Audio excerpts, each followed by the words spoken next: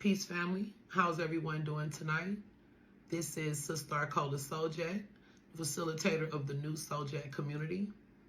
And we just had a powerful Metaphysical Monday a few hours ago. I'm still up on fire. I had Ancient Angel tonight, or Ancient the Angel, building with a shout out to Ancient the Angel out of BX. And we were building on the imprint of the cosmos and certain patterns and structures, divine design, really, that is flowing within all things, as above, so below, as within, so without. We talked about how the cosmos connect to even all the way down to our biology, the ancestors, you know, our blood. So it was pretty deep, the DNA. How y'all doing tonight? So yeah, Metaphysical Monday is back, is going, you know, slow build, but it's growing, you know, things is, I'm grateful for all the small and the big views, right? And so last week I did another build on, it's called The Glitch. It was another Metaphysical Monday, and we were speaking to the frequency changes, like how, you know, we are evolving at different rates, and as we are turning on our light, as we are evolving more and going through these different changes and stages of evolution and coming out of crucibles and healing and choosing to prioritize ourselves and our goals and living in purpose. And, you know, sometimes it doesn't go along with, or it doesn't, your environment doesn't agree with that. You know, and honestly, we went into geofences, which are, you know, in tech language, invisible boundaries, but I'm looking at it as a metaphor in these family and friend systems, communities, schools of thought, beliefs. For some people, it may be religions, or just, you know, whatever it is for you, you begin to feel pushback or a certain boundary or a certain shift in the people's behavior. Almost aggressive in some cases, and even hostile, because you have shifted your energy to the point where they couldn't even stay in the form that they're in. They can't keep up with the rate that you're vibrating at, you know, so they begin to what we call glitch out, right?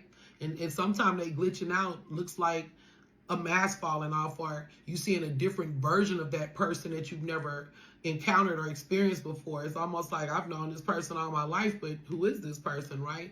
Or you may not have known them all your life, but long enough to understand or think you understand who this person is and the interactions you've had.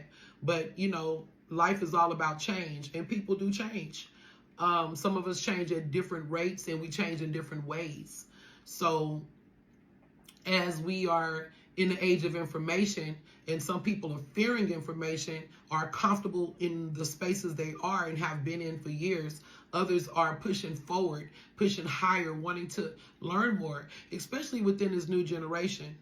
And what I think is so exciting is because I was born in 1979, yeah, Gen X. And the young man that came on tonight, or the man that was on tonight, was born in 1993. You know, and a lot of times those age groups don't even mix or even hear each other.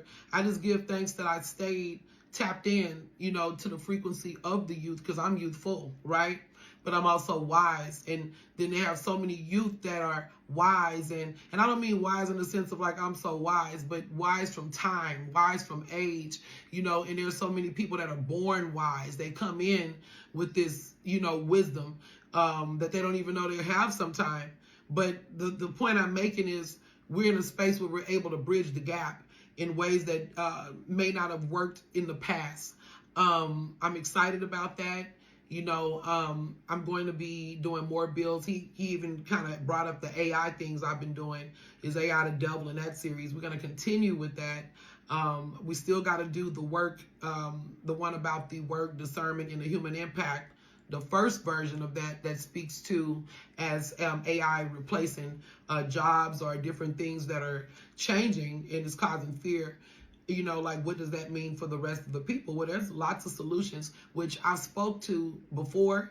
And we'll speak deeper on that, because the whole build is going to be dedicated to what that new world could possibly look like. But it's a lot to it, and there's a lot of questions still surrounding you know, the changes that's in our world, the things that's going on in the government, the things that's going on just globally, and how it's affecting us personally and what that means for our future. So, you know, yeah, tap into Metaphysical Monday. I am open also to other teachers and seekers, people that have done enough, you know, research in their field, however, are in their interest of study topic. Even if you are an artist or you have something to share on Metaphysical Monday and you're interested in, you know, coming through and being a guest, it doesn't cost. It's just a collective build for people that want to build, star seeds, conscious outcasts, conscious, however. But this is a safe space for people to share their ideas, and those that have been wanting to come on and may not have known how to get on. This is your opportunity now. I'm inviting you.